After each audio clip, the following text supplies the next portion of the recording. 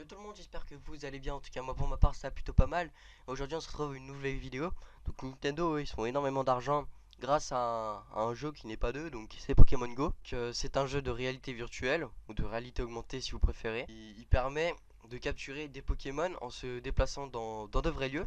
Comme ça incite à nous faire sortir et pas rester sur les écrans H24, même si on a souvent le nez scotché sur le téléphone. Nintendo, ils sont pleins d'argent avec Pokémon Go, mais l'idée vient pas eux, donc c'est des putains de. Mais bon, on n'y peut rien. Voilà, donc voilà une photo en arrière-plan de Nintendo avant. Voilà, et puis maintenant Nintendo après la sortie de Pokémon Go. Depuis la sortie de Pokémon Go il y a 2 semaines, plus exactement, le cours de l'action de Nintendo a grimpé de 120% et la capitalisation du Japon, elle, a atteint 42 milliards de dollars, soit plus que celle de son rival Sony qui lui est pourtant 16 fois plus gros. Nintendo n'a quasiment rien à voir avec ce projet, ce qui me dégoûte le plus.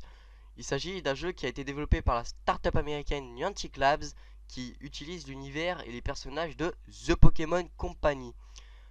Si par exemple on prend un rendement de 5% du capital, Nintendo eux devrait générer 3,3 milliards de dollars de revenus via Pokémon Go cette année.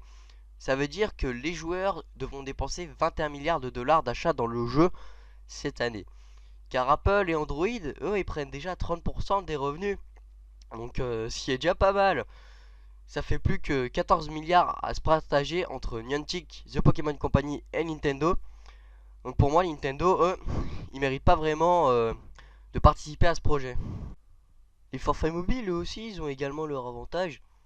Par exemple, si vous avez, par exemple, je sais pas, le forfait free à 0€ pour les abonnements de free ou à 2€, vous avez seulement 50 mégas d'internet.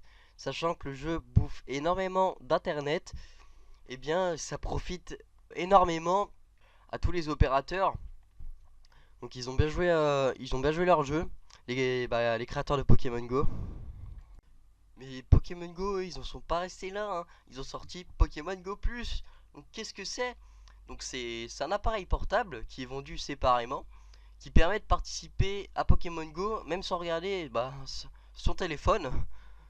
L'appareil, lui, il se connecte au téléphone par Bluetooth, ouais, et nous tient informé des événements en jeu, par exemple l'apparition de Pokémon dans les environs, en utilisant une LED et en vibrant.